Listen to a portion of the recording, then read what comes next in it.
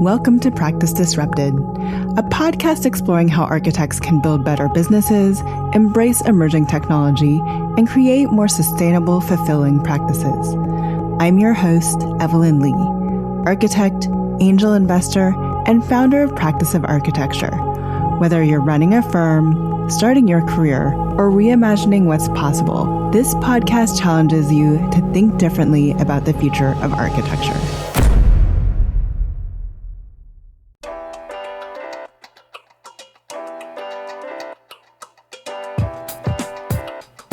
Hello, Disruptors. Welcome to this week's episode of Practice Disrupted.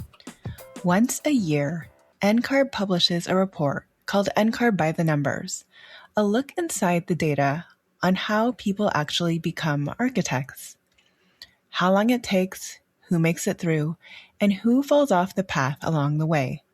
This is its 15th edition, and NCARB gave us an advance read before it went to the public this week. I sat down with two people who know it well. Jenny Kowecki leads data analytics and research at NCARB and has worked on 10 of these reports. And Gabriella, or Gabby, a licensed architect and NCARB volunteer who chaired the experience committee the year they rewrote a policy that handed more than 20,000 candidates their experience credit back. The headline this year is that the median time to licensure has dropped to 12.3 years. When I went through it, that number was closer to 15 or 17. We get into what moved it, why the number of new architects dipped even as the profession grew, and the report's brand new section on pathways to practice, NCARB's effort to make licensure more flexible, more modular, and less of a single narrow road. Let's get into it. Hello, Gabby and Jenny. Welcome to Practice Disrupted. So happy to have you here. Yeah, thanks for having us. Thanks for having us. Yes, and thank you to NCARB for giving us an advance read of the NCARB by the Numbers report. Jenny, I want you to, for somebody who hasn't ever opened this report, doesn't know what it's about, why don't you tell us a little bit about NCARB by the Numbers? Sure. NCARB by the Numbers is our annual data report that we do here at NCARB, and it's basically just a real inside look at everything in terms of trends on the path to licensure, representation in the profession, trends in our programs and services, so the AXP, the ARE, certification, all of that. And we pull the data from our customers' NCARB records, so whether that's kind of like experiential data, like how long it took you from the time you started the AXP to the time you finished your last experience report, or whether it's self-reported data like your demographic information that you have the option to include in your record. And sometimes when it's appropriate, we also pull in data from our surveys or any like studies that we've been doing in the architecture community. Nice. Now it's in its 15th edition, so it's come a long way, including multiple test changes, I would say, right? Evolutions and IDP to AXP in that time. If I'm not mistaken, I also don't want to date myself. What was the impetus for starting it, and how does it continue to evolve over time? Yeah, sure. So of the 15 editions of NCARB by the Numbers, I think this is the 10th one that I've worked on.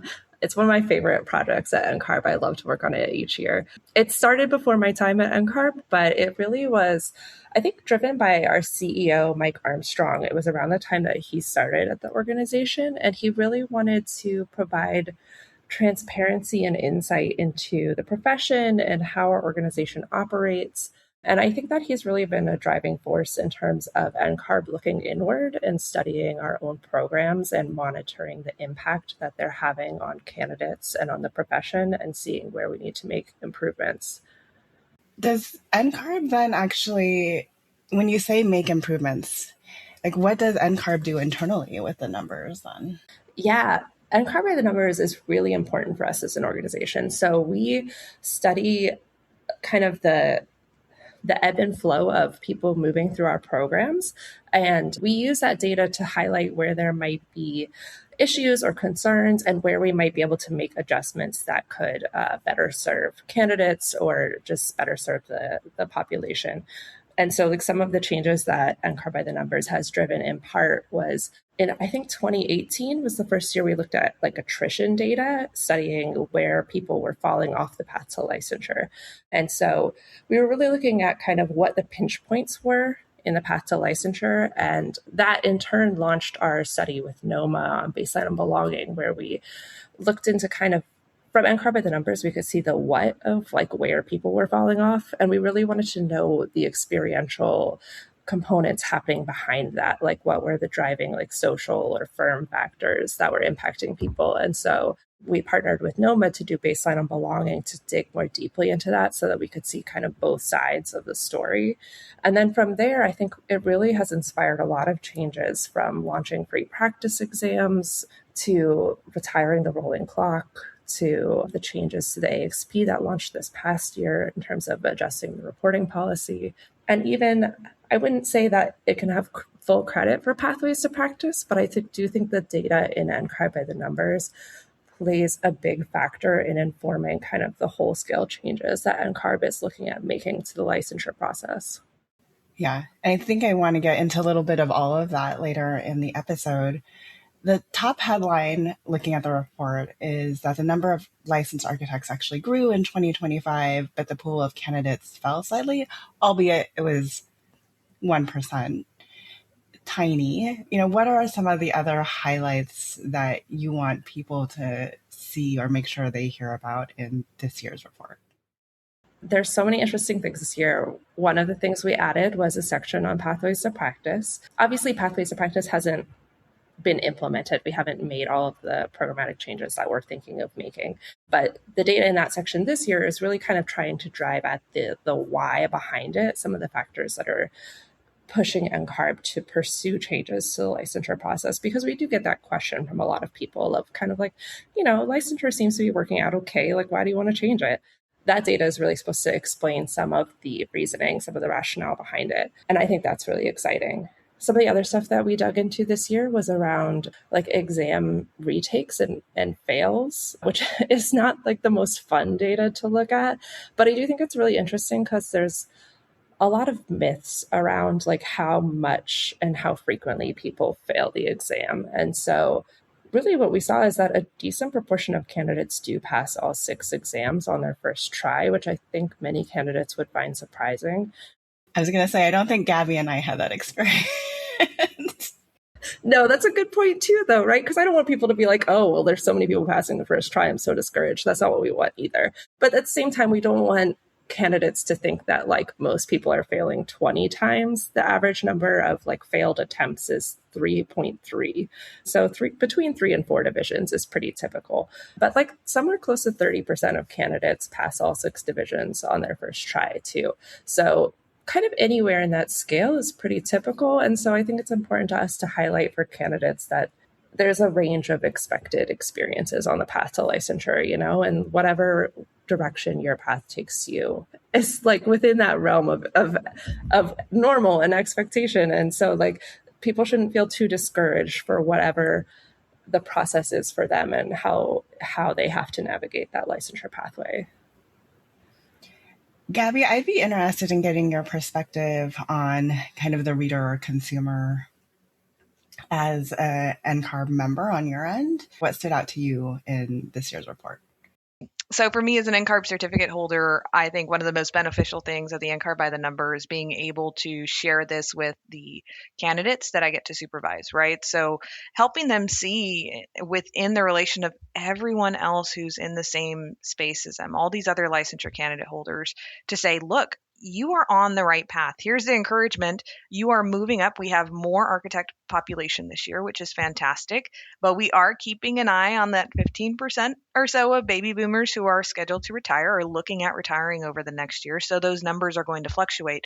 Now is kind of the time to use it as convincing data to get more people into the pipeline of pursuing architecture, of becoming an architect, and then really influence, our member boards to say, how can strategies like pathways to practice help us move forward in achieving this goal of a much more representative body of architects in the built environment? So here's another interesting number, right? New architects actually dropped by 6%, even though the number of licensed architects overall grew. And I think we have this enrollment cliff that's coming up where schools are anticipating lower enrollment because less babies were being made during the recession. And then we also have, on the flip side of that, a lot of baby boomers retiring. So what is NCARB doing around examining those numbers and its potential impact on licensed architects overall? It's one of those things, and earlier when we talked about like why NCARB by the numbers, like that is also a factor in what inspired NCARB by the numbers, is that we heard for years these rumors that like the profession of architecture is dying, we're running out of architects. And so we really wanted to dig into if that was true. And in my time here so far, we haven't necessarily seen that reflected. Like the number of architects has continued to kind of creep upwards with, like fluctuation from year to year, but a general upward trend. And the number of candidates getting licensed, while there's some fluctuation, and this year it did drop, and we are keeping an eye on that. In part, like 6% sounds like a lot, but it's a small number.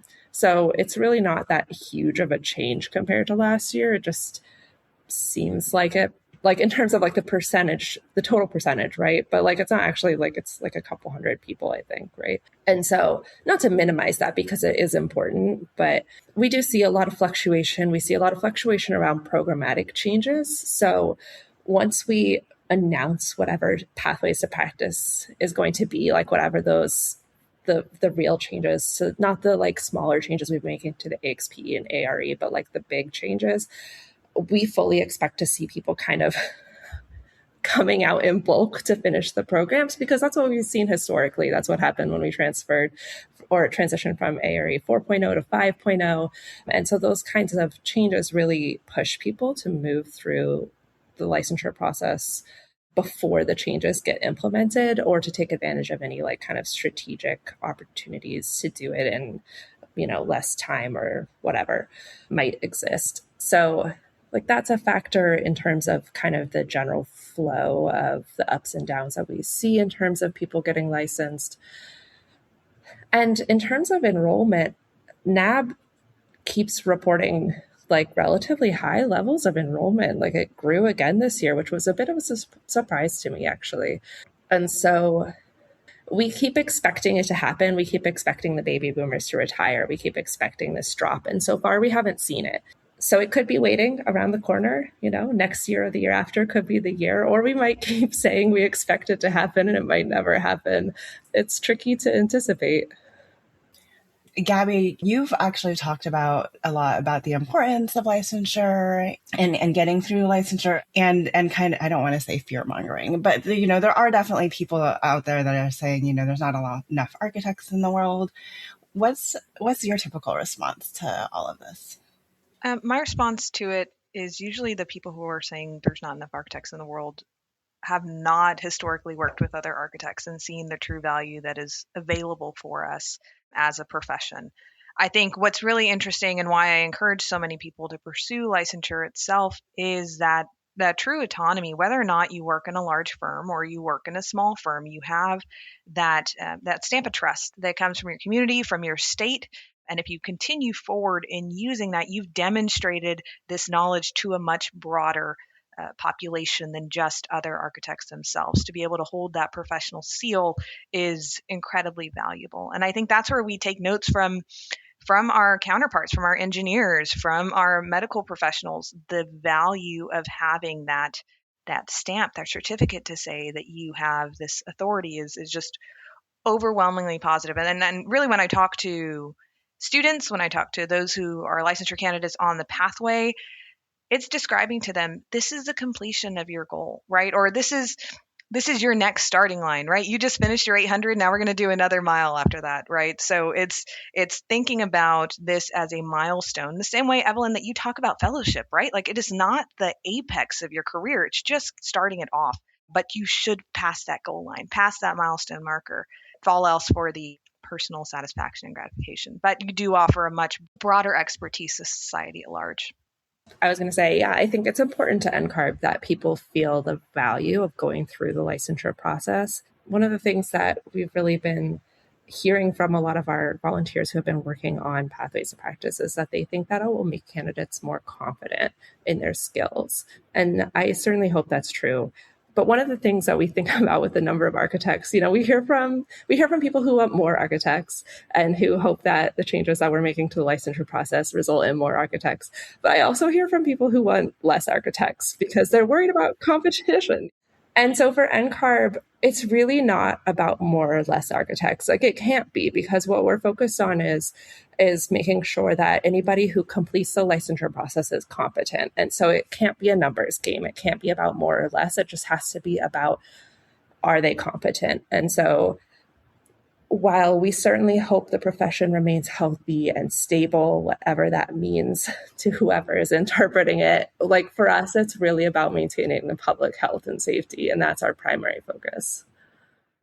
Before we go into pathways to practice, which I think we have to talk a little bit about, since you've all said about so much about it, and it's something that I'm really interested in, I wanted to talk about the median time that it takes to licensure. So when I was going through the process, it was closer to 15 to 17 years. It's now down to 12.3 years.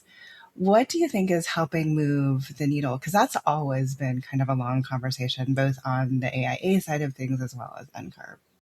That is a great question, and one that I think is super interesting to think about. So we have seen the time to licensure kind of creeping down. We think in part that's due to some of the programmatic changes that we've made. So the changes to the rolling clock reinstated divisions for some people, which got them closer to being ARE complete, for example, and also gave people some, renewed momentum to get through the exam. The changes to the AXP, similarly, that launched this year, when we adjusted the reporting policy, we kind of reinstated additional experience credit for a lot of candidates. So a lot of candidates either became immediately AXP complete or got much closer to completing the AXP. And so between those two things, that kind of like pushes a group of people there's like a little swell, right? It pushes them closer to licensure. And so that can kind of lead to short-term reduction in the time to licensure. But at the same time, we might see that number go up in the near future, because candidates who maybe stopped testing a while ago because several of their divisions expired, but now they got exam credits reinstated, might come back and keep testing, and we hope they do, and finish the exam, but then their time to finish the exam would be much longer than average, right? Because they took time off. Similar for the AXP, candidates who maybe had a lot of hours that they could have reported 10 years ago, but then they expired before they had the chance to report them, and now they realize they could get credit for them, could come back and document their experience, but their time to licensure would be above average too. And so also, additionally, with some of those changes, like, they remove the time-bound incentive that pushes some candidates through the licensure process, because if you're not worried about your experience hours expiring or not being worth as much credit, you might take a longer time to report them. And if you're not worried about your exam credits expiring, you might take more time between divisions. And that's fine if that is the plan that works for you. But it does mean that we might see that time to licensure get more drawn out as candidates do it in their own time and not the time that NCARB tells them. When I was going through the licensure process, and now I feel that it's been so long ago, I can be one of those people that said, way back when I had to take 9 tests instead of. Everyone was saying that greater flexibility, right, compounds and increases the time to licensure. So how does NCARB kind of wrap their heads around, do we offer candidates greater flexibility? Do we make it time bound? What are the right incentives? And kind of play with those various different levers when it comes to licensure. It is like a really complex kind of discussion that I think happens behind the scenes, and some of it happens above my level. But I think that right now, NCARB's kind of direction and focus is on increasing flexibility and removing time-bound constraints, because they're not tied to competency, right? They're not tied to your ability to protect the public's health, safety, and welfare. And so from a defensibility standpoint, we don't see it. Like, we don't see it as defensible as maybe in the past NCARB saw it as more defensible. And so we've been removing a lot of those constraints. And I think that that will continue into the future with pathways of practice. I think that's kind of the direction that we're expecting to go. And that could change in the future with, as organizational leadership changes. That's a thing that happens. But I think that that's kind of the direction that we're hearing from our members, from our volunteers, from the architects who are involved in shaping our programs and services. So that's what I see, at least in the near and slightly distant future. I can't say what will happen 20 years from now, but I'd say from the volunteer leadership side, I was really fortunate to have served as experience committee chair during those years when we were looking at, so FY 25 and 26, when we were talking specifically about the XP reporting change given by the board. And it's thrilling to kind of see how one policy change can make such a large difference in a candidate's experience. A lot of the conversation also fell under architects love timelines, right? That's how we are. We love deadlines. We're all going to stick with it. And there really had to be a conversation around, well, what's behavioral and what's limitational? Why do we need to put added limits on and really challenge those assumptions that we had prior? I think it was a great finding, especially when we heard about the candidates who were able to get immediate experience and moved us back onto the line. The fact that 20,000 candidates were able to gain that credit back is phenomenal, right? You can completely encourage someone to jump back on the path because of that one change. And I think that's the power of, even having NCARB by the numbers as a way to track these things. You cannot measure impact unless you are actively pursuing it and taking the time to do so. So that's why I continue to volunteer with NCARB, because you have the chance to make that kind of change. I want to back out a little bit to talk about what that change was, because I feel like we've alluded it without specifically calling it out. So what was that change? But also, Jenny, if you can help our listeners kind of understand the process that it was taken to create the board ruling that ultimately created the change, and how these changes are kind of made. So as committee members and committee volunteers get charges from the board at the beginning of the fiscal year as what our major topic areas are going to be to focus on. One of those changes in FY26 was to review the NCARB AXP reporting requirements. And it took time just to look at the reporting requirement again, which, just as a reminder, and prior to the adoption of our changes in November, was you would count 100% of your credit up to 8 months. It was like a 6-month and then a 2-month grace period. And then everything past that, you would get 50% up to 5 years for, right? So for me, when I was in my first year as an intern, I counted my hours at month 9. So I only got 300 of my 600 hours that I should have gotten. Now, when that was required for our committee to relook at, there were conversations. We looked at scenarios, but ultimately throughout the year, you develop a solution that then gets presented to the board. The board then adopts or denies or makes modifications to it. And then you see actual adoption the following year, which is why you saw it in November of 2025. Sorry, this was a FY25 requirement because it took a year to get it done in November of 2025. This is where I'm going with it.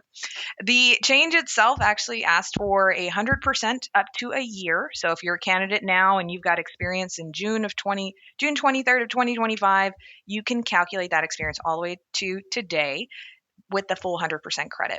Then following that, you get 75% of credit indefinitely. So that 5-year clock got taken off of that as well, following with the same methodologies and thought behind the 5-year rolling clock that was with the AREs. So it's time to revamp the AXP itself. There were some other policy changes that happened as well, but the reporting requirement was one where we saw a major shift almost immediately. And again, kudos to the board for the leadership in saying that, finding it, sending it to the committee leads, sending it to the committee, and then again, replying back over the course of a year before the final adoption. Jenny, can you talk to us a little bit, just so there's no confusion, about who is on the board for NCARB and who's kind of making these requests and also decisions? Absolutely. So our board of directors is made up of currently 15 volunteers. Typically it's 14 and it will be 14 soon, but we are in the middle of a kind of governance transition where we've been merging some positions and creating new positions. They're mostly volunteer architects who serve on one of the 55 U.S. architectural licensing boards, so one of the state licensing boards. But we also have now 2 at-large positions, which can be from our volunteer community. So to serve in one of those positions, you have to have either served on a member board for 2 years or as a volunteer on one of our board-appointed committees for 2 years. And so those individuals are elected by the members of our state licensing board. So the 55 member boards each get 1 vote, and they elect our board of directors at our annual business meeting each June. And then they serve for a year and then kind of run more people, or the same people run for other positions or whatever the next June. So that's kind of the gist. No, I just wanted people to be able to hear kind of who's making the decisions in the room, and if they were ever interested in kind of affecting those decisions going forward, how do they become a part of the process? Yeah. So if you are interested in kind of getting involved with NCARB, there's kind of 2 ways you can go about it. One, you can reach out to us about serving on a volunteer committee. We typically open the call to people who have become newly certified in the past year, as well as kind of like returning volunteers. But we do additionally send out some kind of specific calls, occasionally volunteers. They typically go out in the spring, somewhere in the March to April timeframe. So if you're interested in volunteering, you can check out more about our committees on our website and then reach out to us. We'll be happy to get you in touch with the team who appoints them. Additionally, you can reach out to your state licensing board and see if they have any vacancies or vacancies that they're expecting soon, and just kind of connect with them about volunteering. The process for getting appointed to your state board does vary state by state. Sometimes your AIA chapter may submit recommendations. Sometimes it's any professional organization. Sometimes the governor knows who they want to appoint. But I do encourage you to reach out to your state board and see if they have more information about how you can get involved on that front. Now I want to dig in a little bit more into pathways to practice. So why don't we start by talking about what Pathways to Practice is? Pathways to Practice it's a really huge project for NCARB. It's a multi-year effort where we're really looking at reimagining the licensure process. So the current licensure path typically for most candidates involves getting a degree from a NAB accredited program, completing the AXP, passing the ARE, and then you get licensed. Some states have additional requirements or they allow you to do a different degree, but most of them do require those 3 components. And so that's kind of the way the licensure path has been since the 80s, and in some states even before then. And with Pathways to Practice, we are looking at evolving that traditional licensure path into something that involves more options for candidates. So instead of pushing everyone through kind of the same degree program, the same experience and exam components, the idea is that there would be a variety of educational options for candidates. And then, you could kind of pick the licensure components that best suit your professional experience, your personal preferences regarding testing versus maybe submitting work examples versus completing a course, that kind of thing. So the idea is just to make the licensure process much more modular and focus on demonstrating competency in a way that is best suited to you and to the competency, the specific area of practice that you are demonstrating. That's the really broad, high level overview. So we're kind of in the middle of it. We started with looking at identifying those competencies that architects need to be able to demonstrate in order to protect the public's health, safety, and welfare as an independent practitioner. And so we launched our competency standard in, I think, October 2024. And that was based on data from thousands of practicing architects who participated in our analysis of practice. We analyzed their results to kind of identify what the most necessary competencies were. And then we did some additional research to verify them once we had kind of developed the drafts. So we had some additional 5,000 architects participated in that study as well. So thanks to all the architects who participated. If you're listening, we really appreciate it. And so then from there, we have been, our volunteer committees, which Gabriella is a part of, have been really looking at how, what programs, what how people could demonstrate their competency through various assessment methods. And so we've been identifying what's appropriate for each area of practice, and also what's kind of feasible both for candidates and for us as an organization. And so we're looking at making some announcements probably in the next couple of years. So if you're a candidate, don't get freaked out. We encourage you to keep going through the licensure process that exists today, but stay tuned for more information. So I come from California, and California has had a long history of various different paths to licensure, including an experience path. And I think there's, correct, is it 19 jurisdictions that allow different paths to licensure? So I feel like there's more than people actually realize.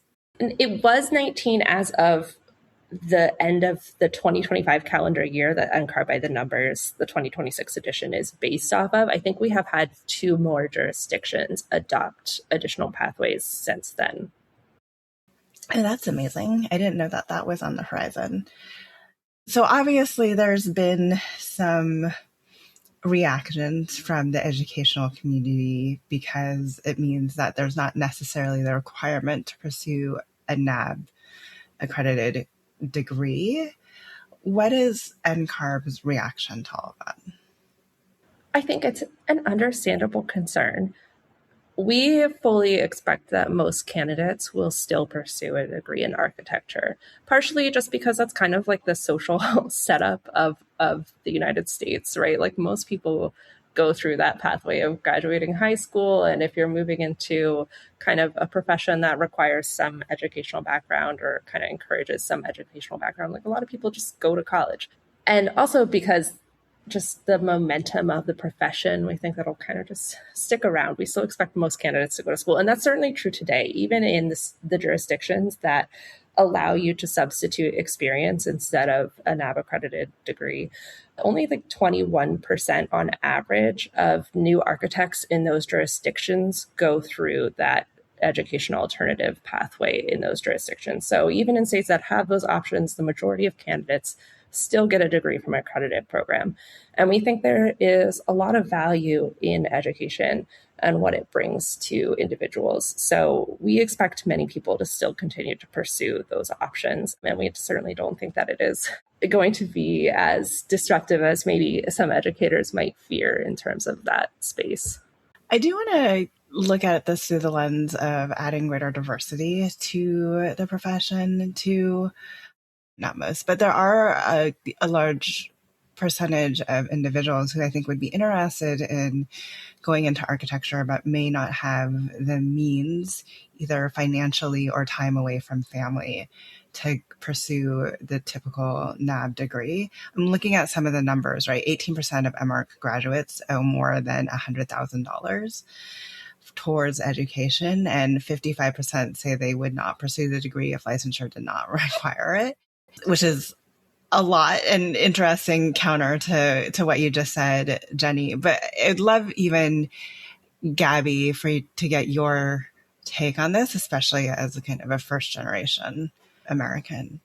Yeah. So I think a major part to note there is the conversation around the MArch degree is going to be, we're seeing in the legislation right now where student loan caps are being affected greatly. So the conversation is not, it's no NAB accredited degree and get your license. No, it's not the case at all. It's just understanding there are many, again, pathways to become a licensed architect, and we cannot allow for those who fall off the path to not have a way to get picked up and put back on the on-ramp to jump on if that's what they choose to do.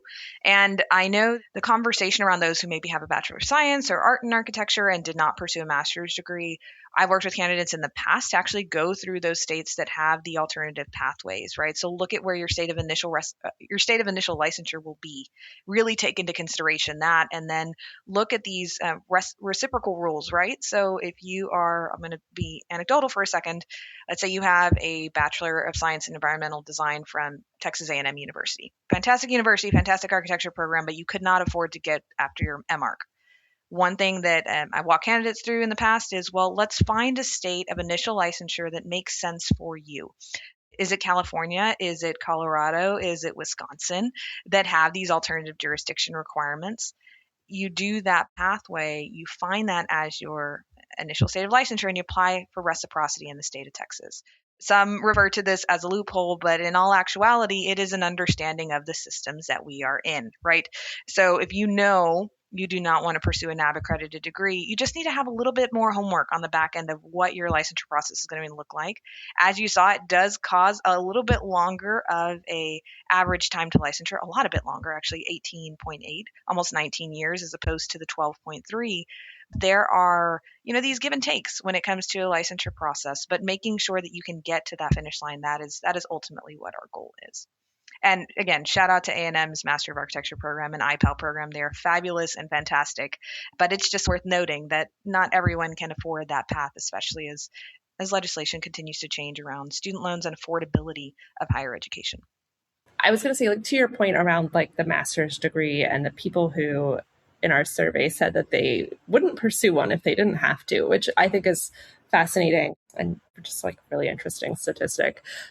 I think there's a difference between going and getting a 4-year degree because you want to, because it's something you're passionate about, or getting even a 5-year degree if that's your bachelor program, and then maybe having to go back and get an additional master's degree because you went to the wrong 4-year degree program, right?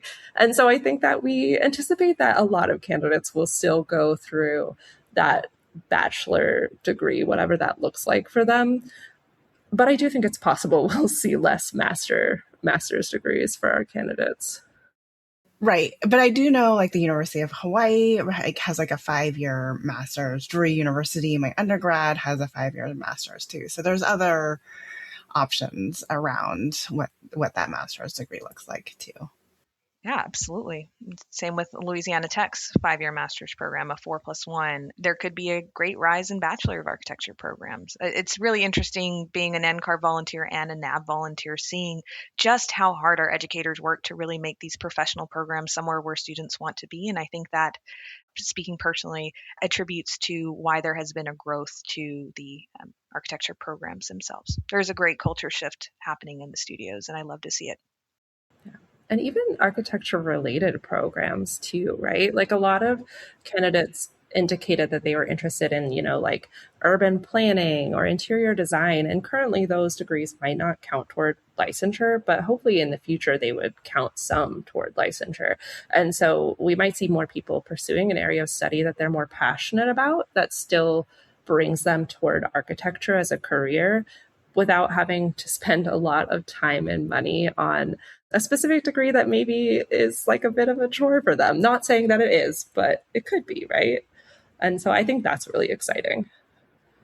I do want to talk about this notion of the pipeline. NOMA's trying to get people through the pipeline. The AIA is trying to get people through the pipeline. All of the NCARB, all of these organizations are working to get people through the pipeline. And what we know about the pipeline is that it's far more diverse, right, than the people who actually make it through. Where do you think that diversity is ultimately getting lost? And is there really one pinch point that we can point to? Great question. I think there are two key pinch points. The one that NCARB has less control over is around firm culture and the AXP. So one of the areas where we see people fall off the path to licensure the most is during the AXP. And we dug into it a little bit deeper this year, and we saw that for a lot of those people, they're over halfway through documenting their hours when they stop pursuing licensure, which to me is kind of was a bit of a shock, because that's significant progress toward licensure that they're just kind of letting go. And from baseline on belonging and the research we've done with NOMA, we know that for some of those candidates, it's because their firm's not supportive of them pursuing licensure. And for others, it's their firm is supportive, but they only have so many projects, or they don't take on projects in a specific area. And the candidate finds himself at the point of choosing between their job and their licensure progress. And I think that's really unfortunate. And it is a pinch point for a lot of candidates. And we've seen that especially be a pinch point for candidates of color. We've seen from baseline on belonging that they are less likely to get the wide experience access that you need to complete the AXP. So access to kind of experience across the board in terms of practice areas. And so I think that is a barrier for some candidates of color, especially into representation in the profession. NCARB doesn't have a ton of control over kind of the firm culture and what firms do for their candidates. But what we do have control over is kind of the flexibility and the modularness of the licensure path. And that's part of what's driving pathways to practice. Another big pinch point that we can't not talk about, right, is the exam. And if you just look at the data in NCARB by the numbers around representation in the pool of candidates taking the exam versus representation in the pool of candidates completing the exam, there's a really big gap. I think this year, I don't want to get the number wrong, we saw that people of color make up 50% of candidates taking the exam, but only 36% of candidates finishing the exam. And that is a huge gap, 14 percentage point. You would expect it to be much closer. But we also know from looking at pass rates by demographics that we have seen much lower pass rates for candidates of color. And NCARB has made changes to the exam in hopes that it would shift that pass rate differential, right, by launching free practice exams.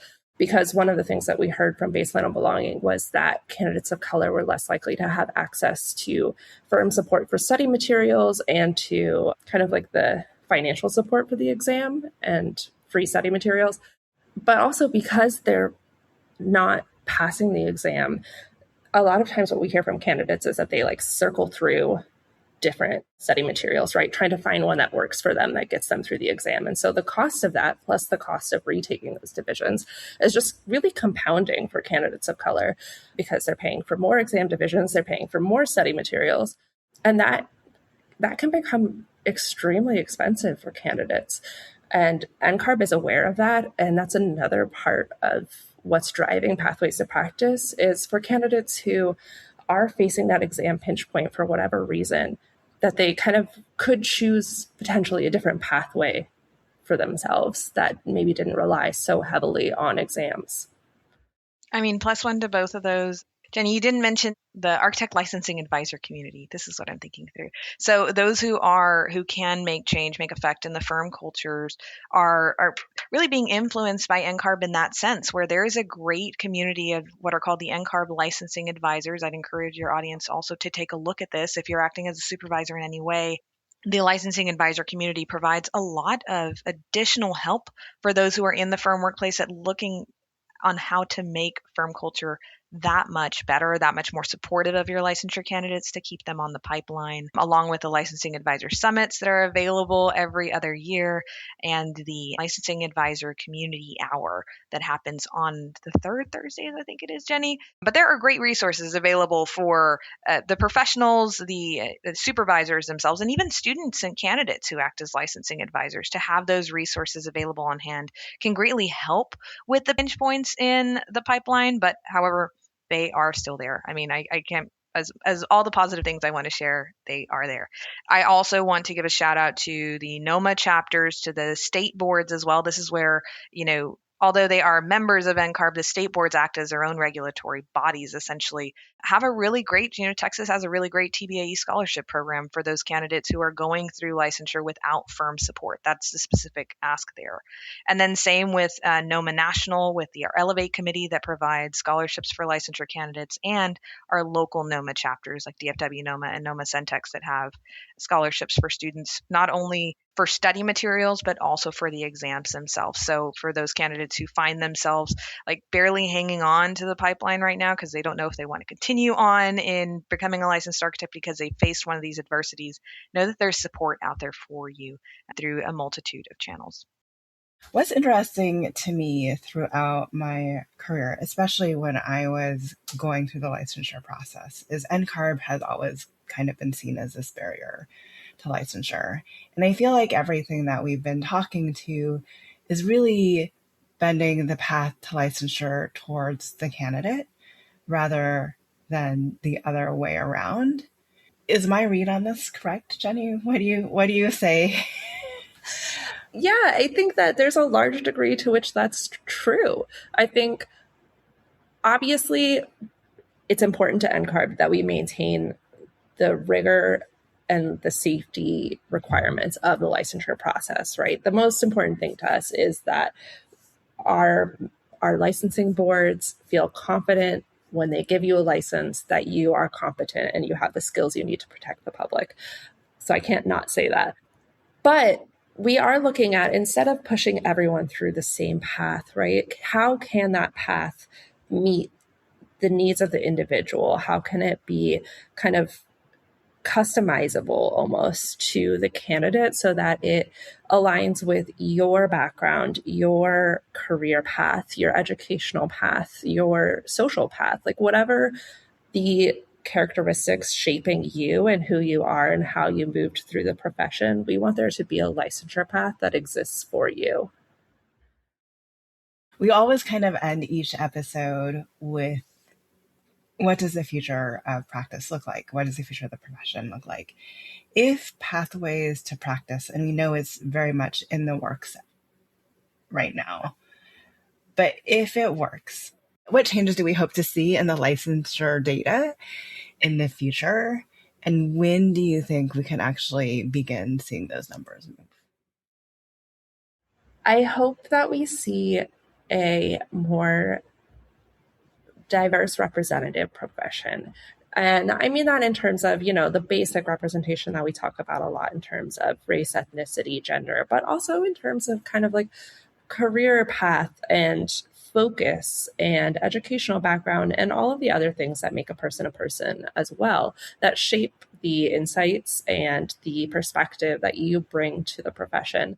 And we may not be able to see what that looks like exactly in NCARB's data, but I think that the public and the profession would feel the impact of that in terms of having a wider variety of people kind of in the room shaping the direction that the profession is going in. And that is really exciting to me.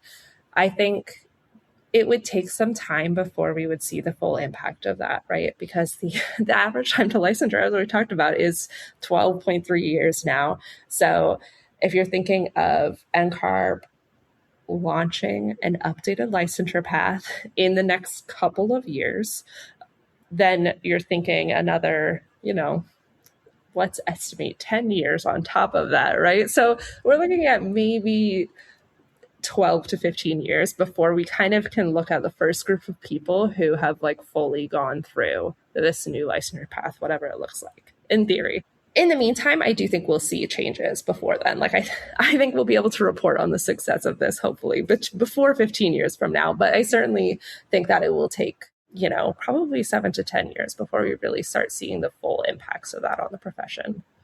A major focus area I want to look at is, how does the pipeline to the actual licensed architect, what does that attrition rate look like? Can it be improved by a significant amount of points, right? That's the thing I'll be looking for. Because Jenny, you brought up the great point. It's not about more or less architects, but it is about the representative body and an enriched tapestry of professionals who the licensure model offers back to society. So that's really the statistics I'll be looking for, is how, your initial pipeline follows through with those who become licensed, and then where do they go from here? Do they continue in practice? Do they expand in alternative methods?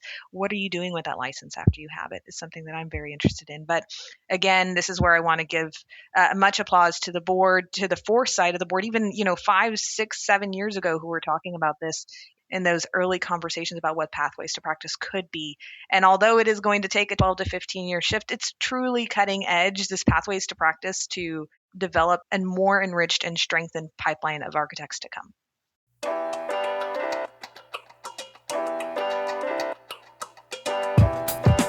Hi, Disruptors. Thank you for joining us today on an episode of Practice Disrupted. If you like the content for today's show, you can find all of our past episodes over on practiceofarchitecture.com/podcast. Be a part of the conversation by joining me, our speakers, and other disruptors in our community at practiceofarchitecture.com/community. Our social media handle is Practice of Arch. That's Practice of ARCH. We'd love to hear from you, so feel free to drop us a DM and say hello. Tune in next week for a new conversation on change in the profession.